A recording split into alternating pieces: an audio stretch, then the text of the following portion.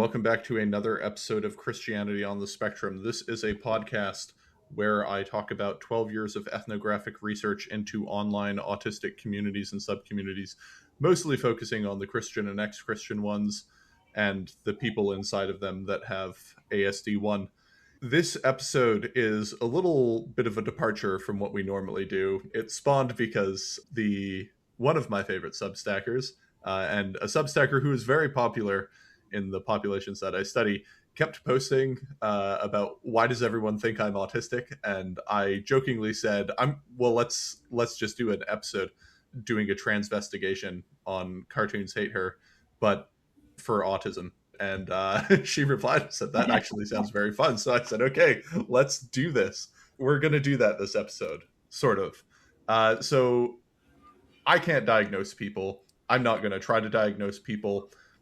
I could guess and speculate, but my guesses and speculations probably aren't worthwhile. Before I even start this, diagnosis is an involved process. It usually takes a day or several days, usually takes multiple sessions, usually requires you not only to talk to the person, but to talk to their family. It involves going through lots of details about your childhood and early childhood and the way things were and how they developed.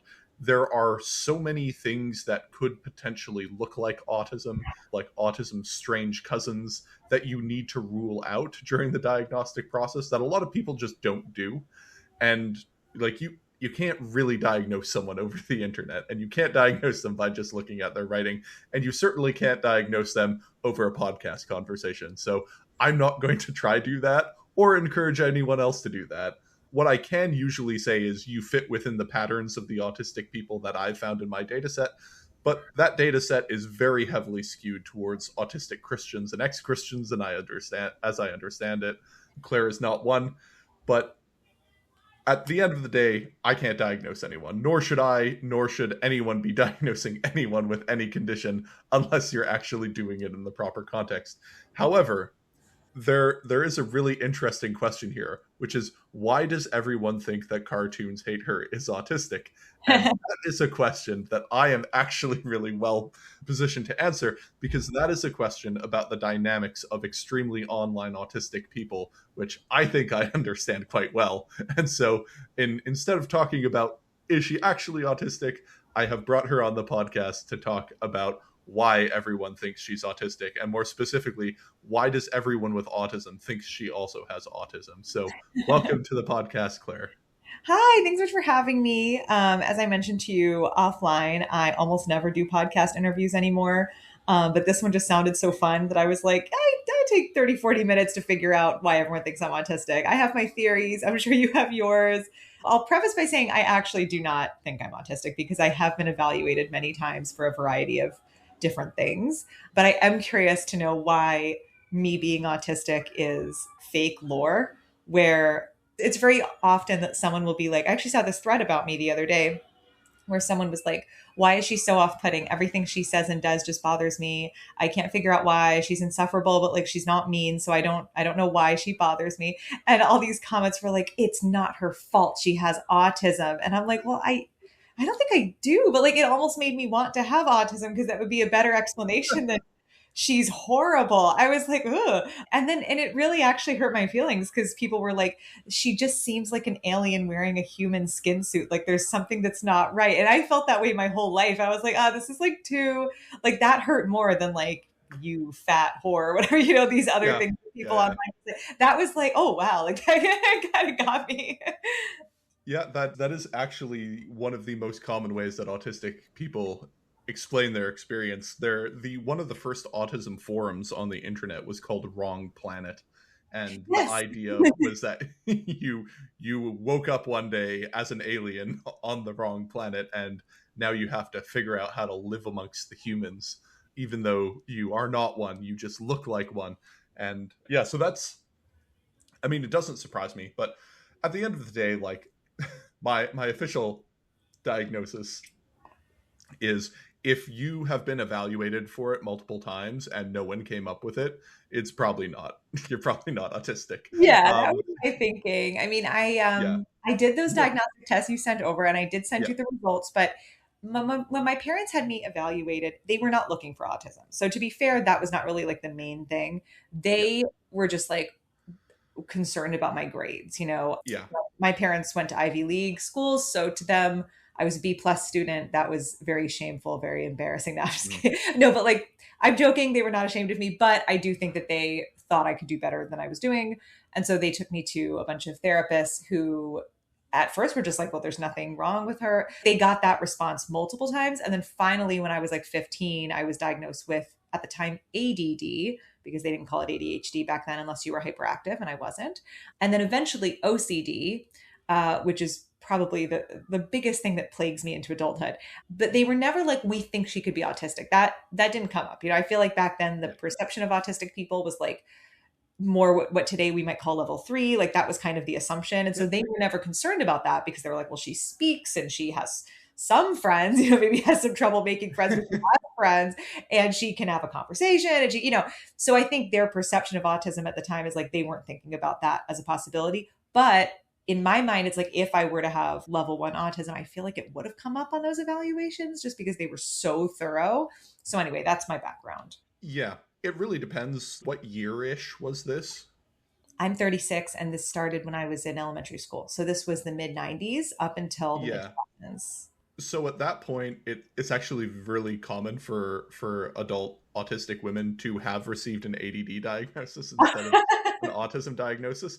And at the time, those were considered differentials. So if you had ADD, that was considered ruling out autism. Because so many people have both. Editing John here, I said that wrong. Autism was considered a differential for ADHD, not the other way around. So the thinking at the time was that if you had autism and ADHD, autism would overshadow and overcompensate for the ADHD, and so they didn't diagnose them together. I flipped them. Sorry. Okay, well, that Yes, door is now open again. Okay. they're very common. Every 5 seconds. They're like 40 to 60% overlapping, but prior to 2013, they were considered differentials, and so if and like Asperger's, which is what you would have gotten if you were diagnosed at that time, was they really looked for typical signs in boys, and like compared the baseline of girls to a boy with Asperger's. So unless you had it like real bad as a girl, you were compared to a baseline of autistic boys instead of a baseline of non-autistic girls. And so a lot of girls got missed in the screening process who very clearly had Asperger's, but like, instead of being interested in model trains, they were interested in horses Right. and stuff Okay. like that. For me, it was So Victorian. I was obsessed with Victorian England, tenements, workhouses, orphanages, okay, diphtheria, yeah, all of that kind of thing. That that's was my. actually a common one. Is it really? I Yeah, thought it was that's the only one. I wrote a whole article about it called "I Wasn't a Horse Girl. I Was a Victorian Orphan Girl," and I would have this compulsion where I needed to draw blueprints of orphanages, and so I was constantly doing that. And they all included, and my parents, like, this is one reason they sent me to a psychologist because they were like, this is fucked up. Every orphanage included, by the way, can I swear? Is that okay? yeah. Okay, just making sure. I don't a lot, but every now and then. And every blueprint of an orphanage that I drew had a tiny little turret or like little compartment on the very, very top floor where like the little girl who has been very bad is forced to stay. And so my parents were like, this is weird. Like, you need to go to a psychologist. And I still can't explain it, but I have this fascination with like, there's always a very naughty little girl who's like, no one likes her. I don't know. No one wants to be her friend and she's locked in the tower. Yeah. Okay, so yeah, that one is, might be a little more damning. Titanic is a really common one for autistic girls. Okay, yes, I had a Titanic phase as well. You've zeroed in on whatever Yeah. whether or not I'm autistic, you've zeroed in on the genre of special interest, which I'm always like, I'm so special. This is all like only things that I like. And then I'm discovering there's like a tribe of people out there that were also, yes, Titanic, Yeah. orphanages. I'm trying to think if there were like others that fell into that milieu. American Girl dolls. Yep. So American Girl dolls, Pride and Prejudice, Jane Austen, Yes, that whole thing. historical fashion, especially like when historical fashion YouTube kicked off. I never got into Extremely that. into that, and Would have. like sewing your own clothes. Well, I sew They all my designed own that. clothes. Yes. Or not Um, all, but a lot, and then I sew all my kids' clothes. So yes, okay. So this is a subtype. At some point, there will be a yeah. taxonomy of yeah, but Yeah. whatever it is, I'm that.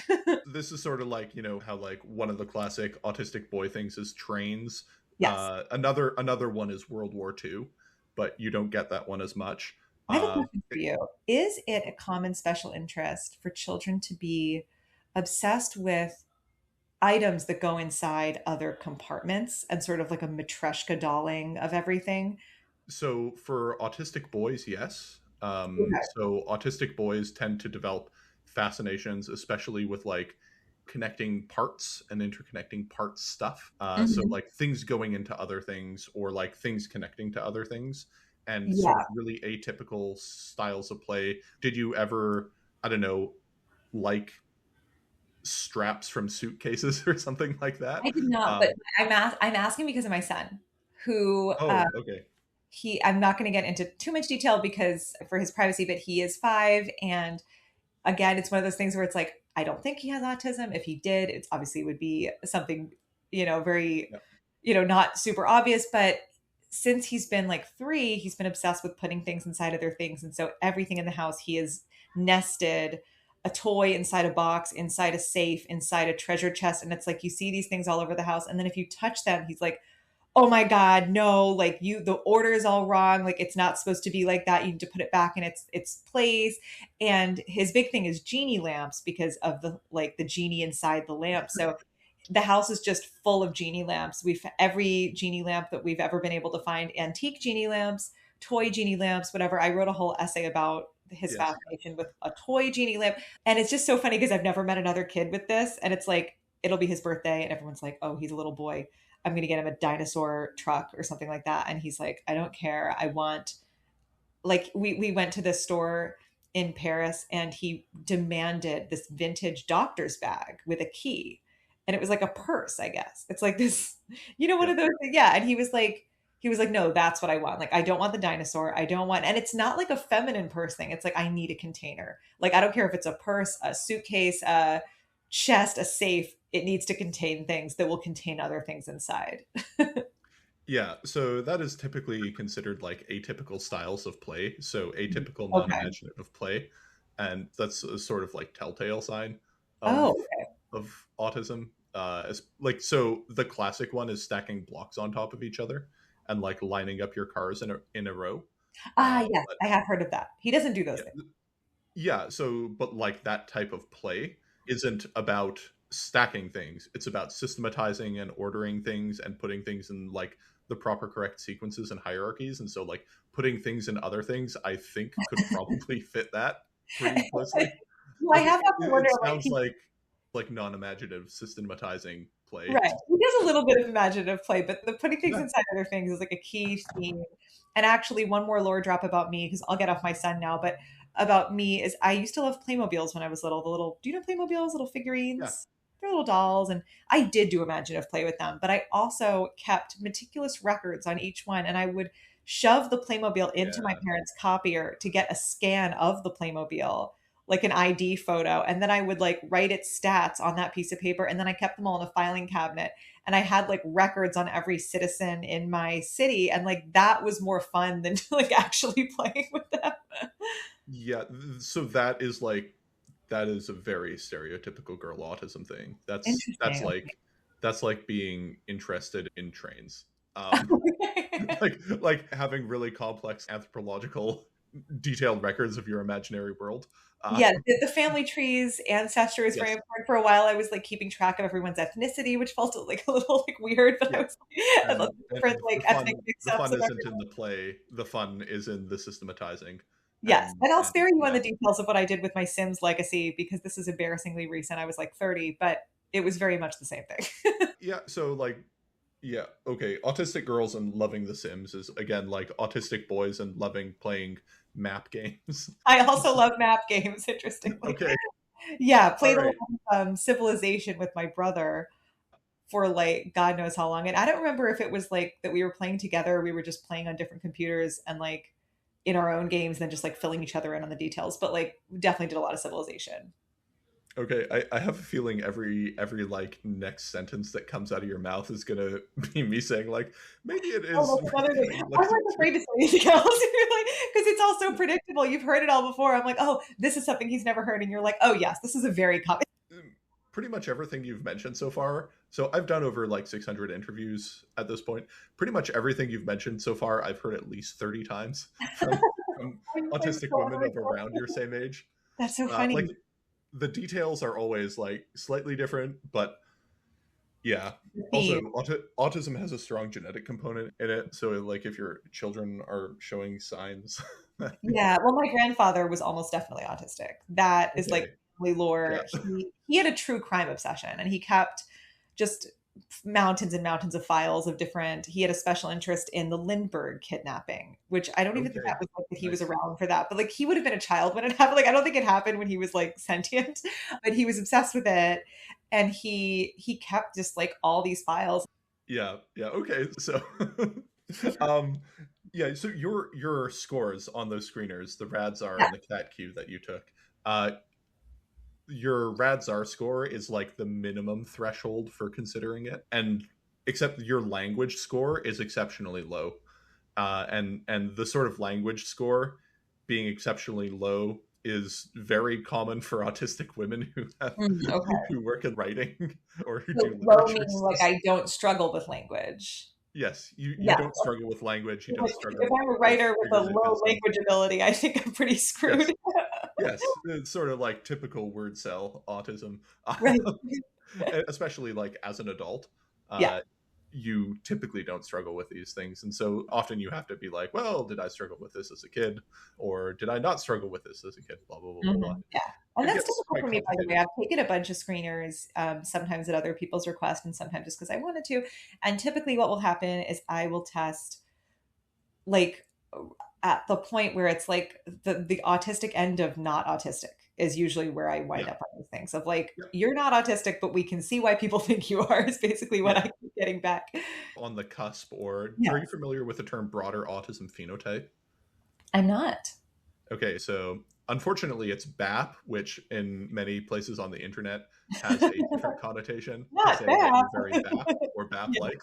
Um, yes, so you are, like, if I were to guess, I would probably say BAP or something similar, where it's the idea is like autism isn't like a single thing, it's a collection of traits, and each of these traits exist in a sort of severity or deviation from the norm.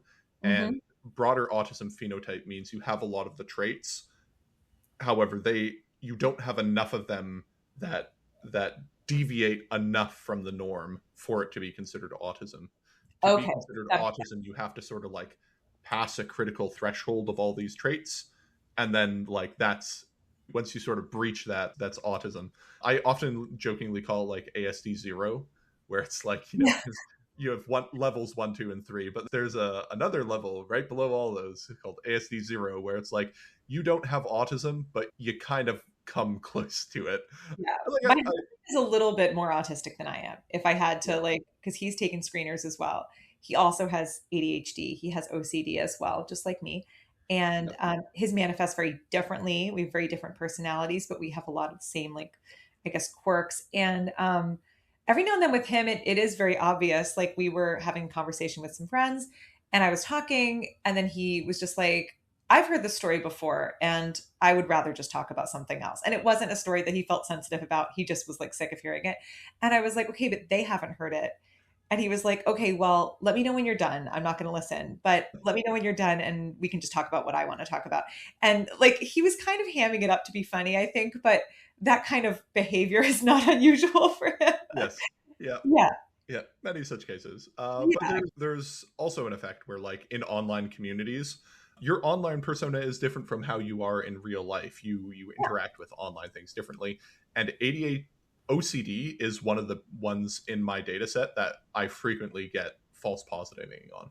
So if I were to Yes. take This is one of my theories. especially a woman with OCD, a Yes. woman with OCD and an autistic woman of the same age with autism but not OCD online look so similar to each other.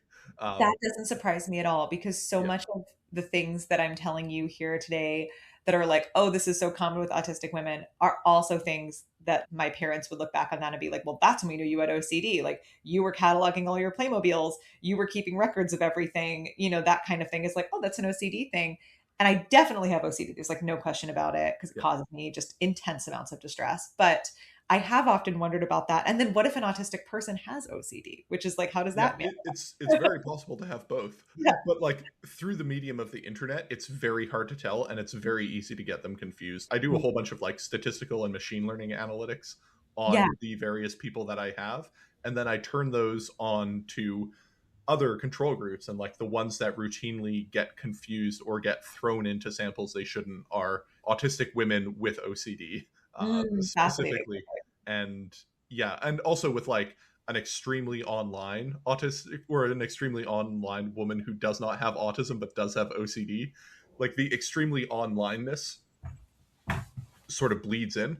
Autism and autistic identity and the way that we conceptualize autism has largely been driven by the internet. So before the internet, autistic people were just spread out, didn't know each other, didn't really talk to each other. And then the Mhm. internet came on, and like all these antisocial weirdos all of a sudden had a way to communicate with each other. Yeah. And it's sort of like, are you familiar with the toaster fucker meme? Yes, I am. Yes. So it's that Right. effect Asking where if I can curse, and you're going yeah. on about the poster fucker meme. Yeah. Yes, I am familiar. Perfect example. So for those not aware, the joke is that like before, if you had a weird fetish, you would just have a weird fetish and not know about it. But now when the internet comes out, you can find all sorts of people with that same weird fetish and then ruin your life. And that sort of happens with autism. It's less kinky than that, but the general thing that happened is autistic people found the internet and loved the internet and Yeah. then developed these extremely online communities. A lot of online culture is sort of directly downstream of autism and autistic habits.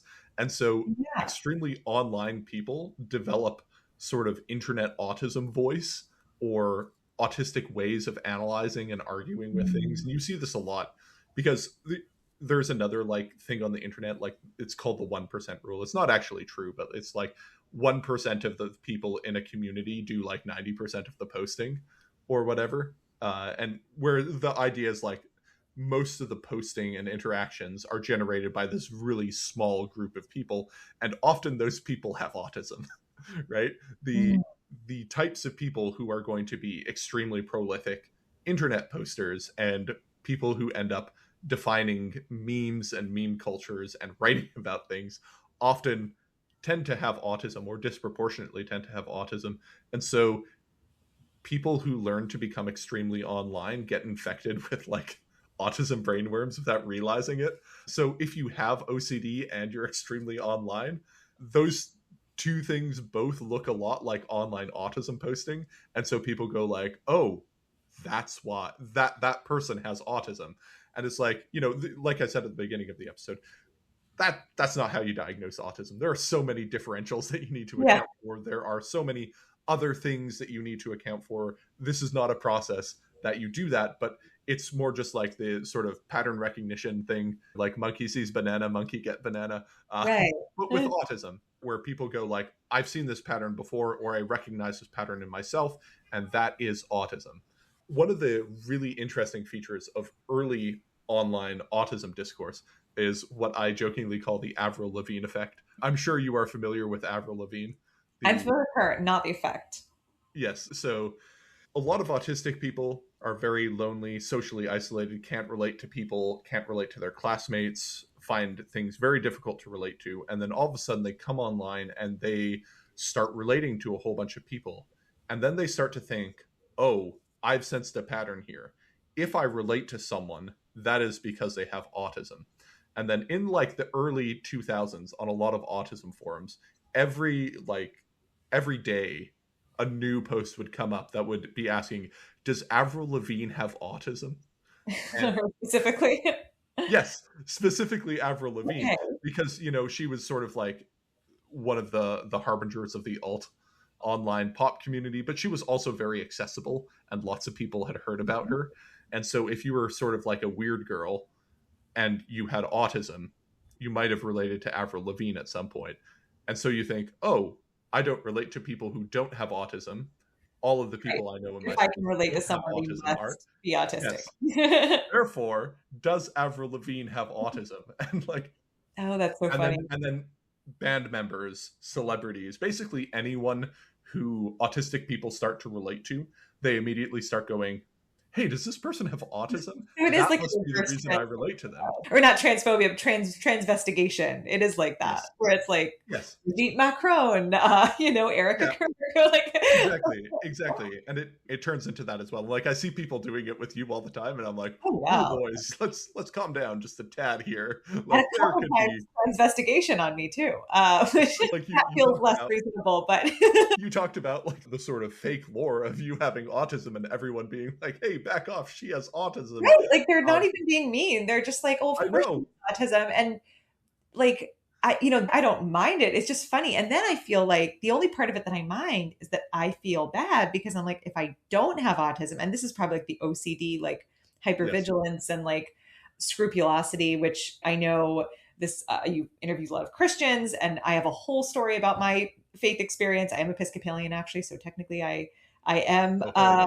I am Christian, but I haven't been in church in a while, so I feel bad claiming that. But anyway, I got this like sense of guilt because I was like, if I don't have autism and I let people say that I do, I'm like taking space away from like people who really do. And I felt bad because like I have friends who like have children who have more significant or profound, I don't know the correct word, forms of autism. And I had said to her, like, oh God, like I don't want you to be offended when people say that I'm autistic. Like I'm not telling them to say that. And like I'm not pretending to have autism. And she said, well, I do think you have autism. So it's like, okay, I guess she's not offended. That's good. Yeah. So there's that effect where like a lot of autistic people in autistic communities just associate like one standard deviation of weird with autism and not the millions of other things that it could possibly be. Some people Right? are just weird. They don't account for the things that when you like filter your persona through the internet, it gets morphed, it gets changed. Like who you are interacting with as an internet persona is not who you're interacting with as a person. And I think a lot of things come with that. And within autistic communities, there are lots of like anti-gatekeeping norms. And like if you say you're autistic, and lots of people are autistic and don't know it. And like there's lots of like kernels of truth to this, right? Like there are a lot of undiagnosed autistic women, especially if you're in your age cohort. The chances that you would have been diagnosed with autism if you actually had autism are pretty low, especially if you were diagnosed with co-occurring things that would preclude autism diagnosis, like ADD and OCD. So like, who knows? Maybe you do have the trifecta. I can't tell you if you do or not, but like the people would go like, oh, she's within the age demographic for it being missed. She's weird. I relate to her. I really like her writing. She writes about all these experiences that I've had. Clearly, she has autism. And often in these communities, there's like, when you realize you have autism, there's a huge amount of euphoria associated with it because you go through your life like not having answers to why am I such a weird little freak. Yeah. And then you get the answer, and it's like, because you have autism, that's why you're the weird little freak. And then it just gives you so many answers to things that you hadn't had before, and it is often very empowering and very helpful to people. And so they want to share that with other people, and they want to share their identity and their community with people that they like, right? And so if they like your writing, they're like, that, unfortunately. Like I think people don't understand that drive, and whether I have autism or not, I do understand it because I have spent, and I feel like, I don't know how many of your listeners are familiar with my writing, but I feel like it's important to preface with like what I write about. They are. Oh, okay. Super familiar with your writing. Well, the Avril Lavigne effect. But so because I write so much about social skills, learning social skills, and having trouble making friends, and like thankfully dating wasn't as hard for me, but I feel like interacting with women was always harder for me because I feel like there are a lot of subtler social cues where, my best friend is my brother, and when he's mad at me, he'll just be like, you're acting like such a fucking asshole today. And then I'll be like, sorry, like whatever. And then we move on. Like, I'm not saying that all men are like that and all women are different, but it was harder for me just growing up. Just factually, it was harder. And I think when I write about those things, like I understand how it feels, whether I have autism or not. I understand how it feels to say, like, what is wrong with me? How are people meeting me and deciding they don't like me before I really say anything? What is it about me that set them off? Especially because like I don't post my face, but like I'm a very normal looking person. Like there's nothing about me, if you just saw a picture of me, like where you would be like, oh, there's something weird. Not that you would necessarily with any autistic person, but I've just always wondered, like, I present in a very mainstream, basic Becky kind of like regular basic white bitch kind of way, and I'm always like, but and yet women who are like that can tell that I'm not one of them, and I'm like, how can they know? And it's always driving me crazy. And I think this is really, if you want reading material, I'm sure you've read it, but my most successful personal essay of all time was when I worked in big tech and everyone fucking hated Yes. me. That's what it's called. Yeah. Yeah. And it was, I got there. I frequently recommend your essays to autistic women. I'm It so is, glad. That means so much to me. I genuinely, when they're like, I want resources to help me understand things, what books would you recommend? And it's like, well, I don't recommend a book, but have you heard of Cartoons Hate Her and Eurydice? Yes. Maybe Helen Roy as well. Yeah. You Yes. will Oh, she's great. I read love these her. three. Yes. Read these three Good people. recommendations signed, especially the me one. No, I'm just kidding. But it was so frustrating because I couldn't pinpoint it. And over time, I was able to isolate certain social things I was doing that I didn't realize were awkward or weird because they weren't so egregious, like Yeah, they weren't offensive, but they were maybe rubbing people the wrong way. I figured that stuff out, and that's how I wrote my guide on how to be likable or to discover ways to be more likable. Really a masking guide if you think about it, but it helped me a lot. And everyone read it. If you like, thank you. no, like legitimately, I very strongly recommend if you Thank have you. autism, read this. It It helped is me so much. like, There were a couple people that were like, "Why would anyone do any of this? Like, why not just be yourself?" And I'm like, "You clearly do not have any myself reason." sucks. Yeah, no one wants to hang out with myself. Yeah, But, yeah, so anyway, so I understand how frustrating it is to be like, something's wrong with me, but I don't know what it is, and I know I'm not like an idiot. Like, why am I not figuring this out? And then to get an answer, whether it's just, and I'm writing actually another thing kind of on this topic soon, where it's like people want an answer, and even if that answer is like you have like, I don't want to say a disorder, but like something about you that's like fundamentally different, like even if there's just like, okay, I have a diagnosis, whatever, like it's yeah. an answer. And my other essay, am I neurodivergent or just annoying? And I feel like people are so eager to be like, I'm not just uniquely cursed and unlikable.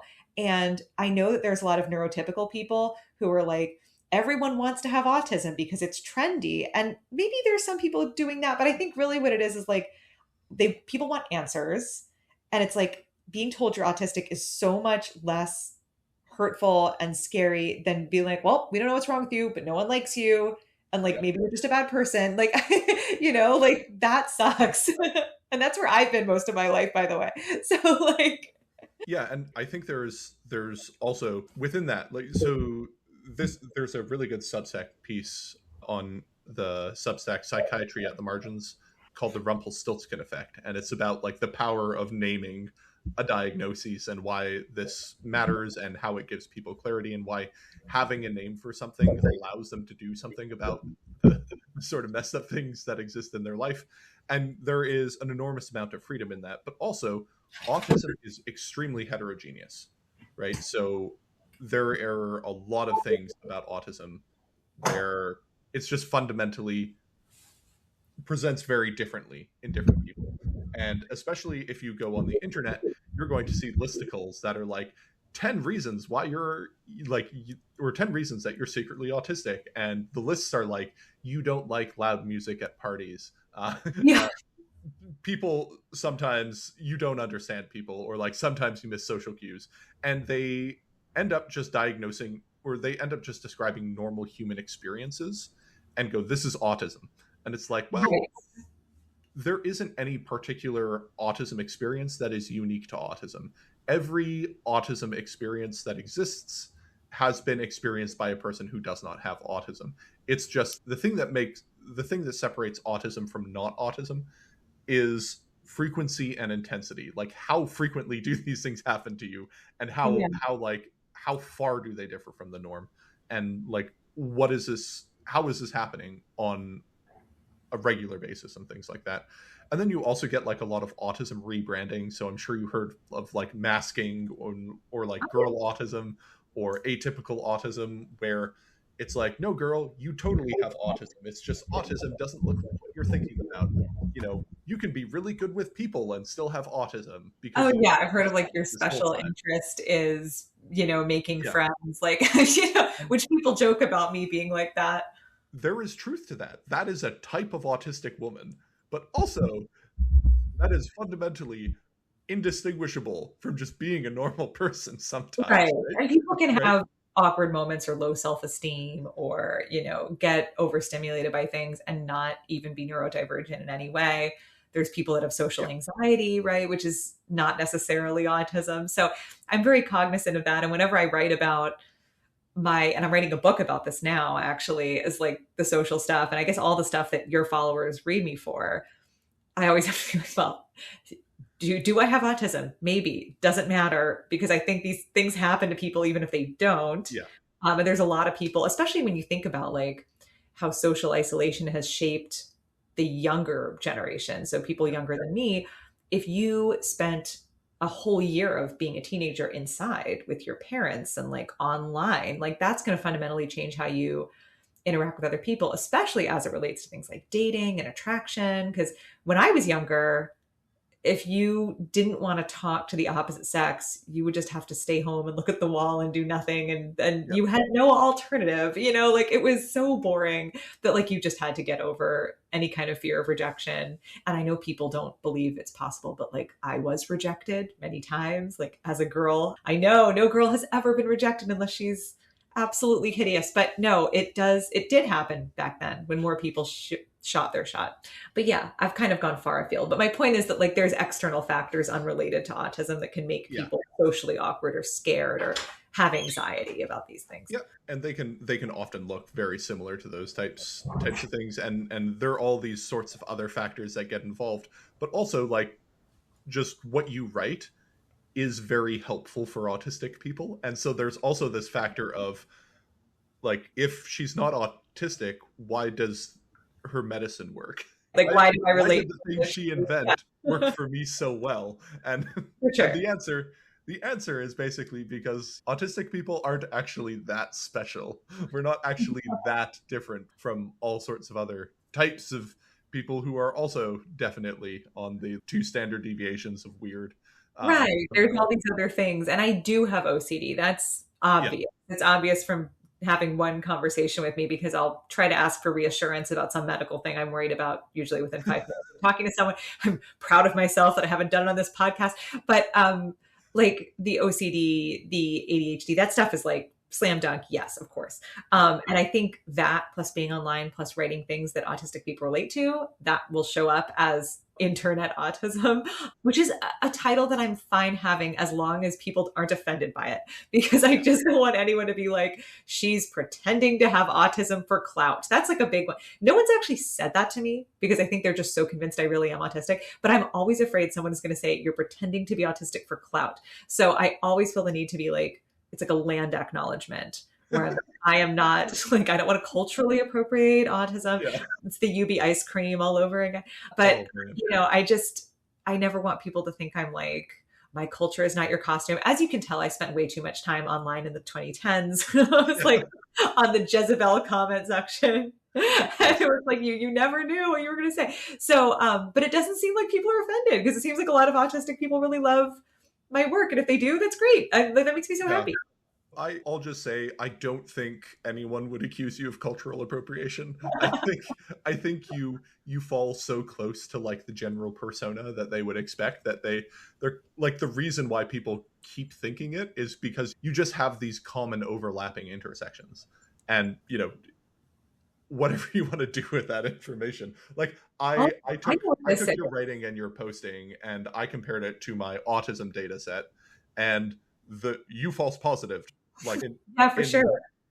in respect to other autistic women from your demographics. I guessed you were between like 32 and 42, and Yeah, so it's that's like, very okay, thin. other autistic women in this demographic, where does she go to? And it was like 93.6%. Wow. And so It's like fascinating. in just like an agglomeration of other factors. And My just brother's going to clown on me so much for this because he, of course, has diagnosed me with autism yes, independently, and he is constantly like, I don't like I'm trying to think of like how to relay the kind of things he says to me without like exposing anything about him that he wouldn't be comfortable with me saying. But like, yeah, just frequently he'll make a joke and I won't get the joke. It'll kind of go over my head, or I'll take it too literally, or not get it. And he's just like, oh yeah, more evidence there. Like once again, and he has told me that his therapist from several years ago diagnosed me by like from afar with autism. He was like, well, she didn't officially diagnose you, but she did ask me if I had considered. So like this is lore within my family as well. It's tricky about, and it's so funny because it seems like you have a totally different, not diagnostic, I know you're not trying to diagnose anyone, but a different like, and not schema, what was the word, but like a whole method, right? Method is different for you. You have like this other, yeah, an algorithm, which these tests are not using. But yes, a lot of the time they will ask me, do you like being around other people? And I love being around other people. Do you like parties? I love parties. Like all of those things, which typically preclude me from having autism because it's like autistic people don't like socializing. They don't like making friends. those Like, screeners suck. because I've Because met so many autistic people that yes, love those things. but it's like, how do you love parties? Why do you love parties? What are the aspects of socializing and parties do you like? Do you like it because you're really interested in lore and building out maps of people's internals? Like, is the reason that you like it because you are essentially an anthropologist, and that is the thing you find very fun, is documenting other people and their behaviors and their habits? And So, like, actually, no. is I that why think you like it? I love it because I love performing. And and that is a totally separate thing, which I don't know what that is, but I love being funny. I love getting attention. And I think when I throw parties, it's like, it's my clothes, my cooking, all these things, and people can Yeah. look at how that reflects on me. And I know that sounds very egotistical. It is. I'm fully aware, but also people are benefiting. They're getting free food and they're getting free drinks and hopefully a couple Yeah. Trump impressions, a couple free Trump impressions while they're there, which is always good. And, and it's fine.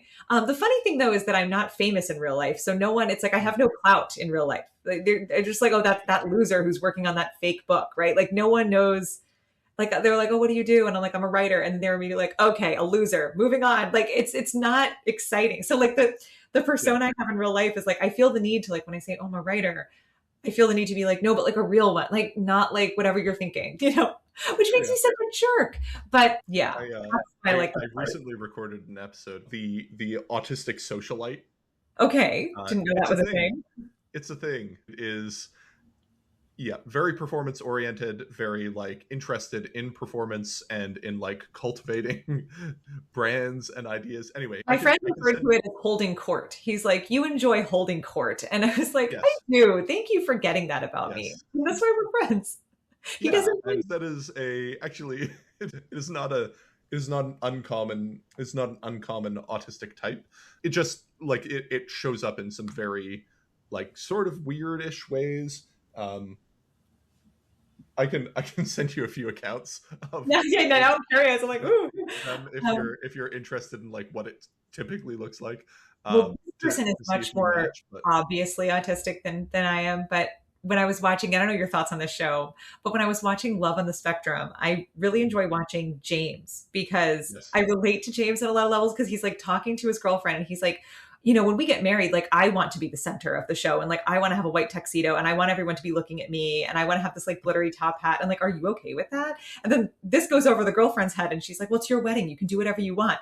And that just reminded me so much of yeah, me because except if I were a man, it would be so much worse because I'd be like, I think people let women get away with it a little more. But, but yeah, like I was just like, I love to be like, here I am. I'm so special. And then of course I have anxiety. So I get a lot of attention. And then the anxiety rolls in of like, you got too much attention. Now everyone's going to stalk you. And now, why yeah, are all these people want to listen to you? Probably because they secretly hate you. Like all these crazy, I shouldn't even be telling you these things. Like just, yeah, the OCD and the autism are battling each other in my head. yes, they're fighting each other for control. Yeah, assuming they both exist, land acknowledgement, Yes, just being clear. yes, just being mindful of your time. We'll wrap this up. My official prognosis after talking to you for 40 plus minutes is maybe my initial assessment was a little too weak. It's probably worth looking into. Um, Okay. I I mean, feel like you know a lot more about this than like most of the other resources I've gone to because you have an insane amount of data behind this, and just Yeah. more data than any like institution has. I So I'm like I honestly can't kind of say blown for away. sure. I can't say for sure. I can say it's worth looking into. Yeah, Um, I'll look into it. It's especially especially especially when I like, know about my son, and you know, if he ever needs any support, I want to make sure that I have it's more for him than for me, but I will look yeah. in.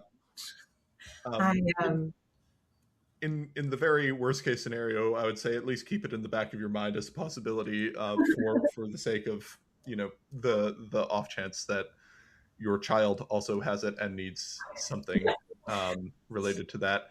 Uh, Broad autism phenotype is also is also a possibility. You might not meet every criteria. Like, right. we haven't gone into restrictive and repetitive things that would be overlapping with OCD. Right. I was about to say So that it's like, like yeah, OCD thing too. Yeah. hard to really pin down these things. I would say kind of probably worth looking into. Um, uh, It's so funny. I think I have everything under the sun because I'm a hypochondriac, but then like the one thing I probably have, I'm like, I don't think so. But yeah, I mean, you know what? especially if It you're wouldn't like, be if your a bad brother who thing. knows you really well, Oh who yeah, who he's has been known talking you about me for his this for entire quite. life. Oh yeah, um, my best friend in the yeah, world. so Yeah. But you know, yeah, I don't see any of that as a negative or something to be scared of, because I know, especially online, but also to some extent in person, so many amazing autistic people who, you know, I wouldn't say like, oh, it's an honor, you know, like it's like it is or it isn't. It's not, you know, but it's like it's not a bad thing. I don't see it as a bad thing, at least in the way it presents with, you know, these types of people. I'm like stumbling over myself and like, I'm going to say something that offends either like level one people, no, level two you're people. fine. Not on this podcast. Not on this podcast. I would wager, like, if you wanted to start a poly market thing on this, I would probably wager for, on the condition that you went to a Yeah. qualified person who knows about autism presentations in adult women. I feel like at Um, that point it's insider trading. yeah, it is. It is very much You wouldn't be allowed to place a bet. fair enough. Fair Right. enough. But yeah. So anyway, great talking to you. Yeah, I'll let you you go. too. This was a real pleasure. If you would like to let the people know where they can find you.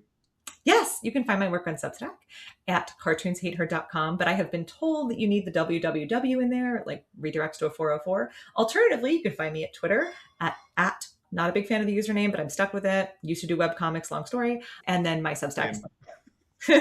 Yeah. Uh, I'm stuck with the name. Everyone who talks to me is like, "Oh yeah, you're really into the faith-based stuff," and it's like I study autistic Christians. Like more the spectrum side. Yes, yes, this is far more the spectrum side and more anthropology than it is like Christian apologetics or anything like that. But anyway, thank you very much for your time. If you So would like fun. to find me, you can find me at Christianity on Twitter. You can find me on Blue Sky at christianityon.bluesky.social. Don't post as much there. People don't find me nearly as funny as they do on Twitter. You can also find me on Substack, Dispatches from the Autism Wars, and at Christianity on. Email me, christianityonthespectrum@gmail.com. Donate to the Against Malaria Foundation in the link in the description. That is all. See you later.